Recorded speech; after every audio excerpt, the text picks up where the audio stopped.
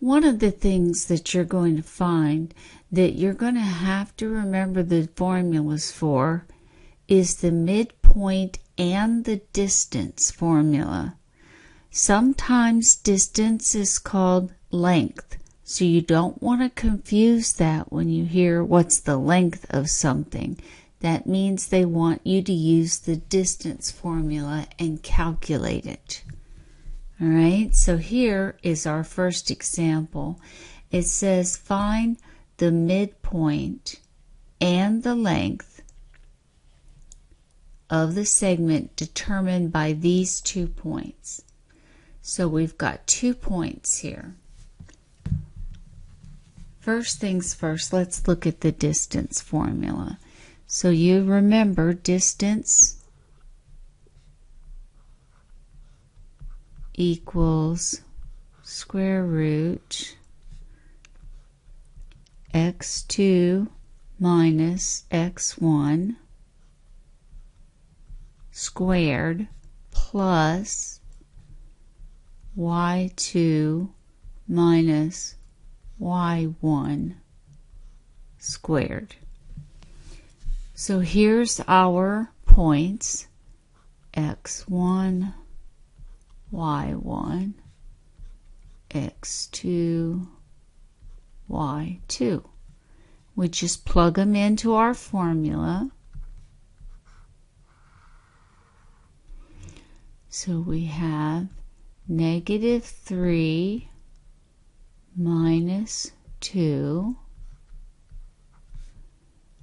plus, and then y2 is -2 minus a -5, so that becomes plus squared. Excuse me. All right, so then we end up with the square root of -5 squared plus 3 squared.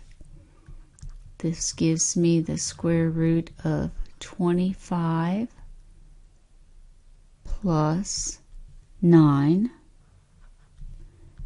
which equals the square root of 34. Now, what you're going to have to remember is if this square root simplifies,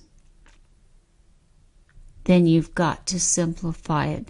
Just so happens that the square root of 34 does not simplify. So you can leave that there. Okay, midpoint formula. This is where in the parentheses, they have to be in the parentheses because it's a midpoint. Get it? A point. You have x1 plus x2 divided by 2, comma, y1 plus y2 divided by 2. So we put in our points again. x2 is 2, or x1, excuse me, is 2, plus x2, so that'll be minus 3, divided by 2, and y1 is -5 plus a -2 divided by 2. So this will come out 2 minus 3, so we got -1/2. -5 minus 2 gives me -7/2. And that's my midpoint. Now make sure you use fractions and you don't put it in decimal form in your calculator.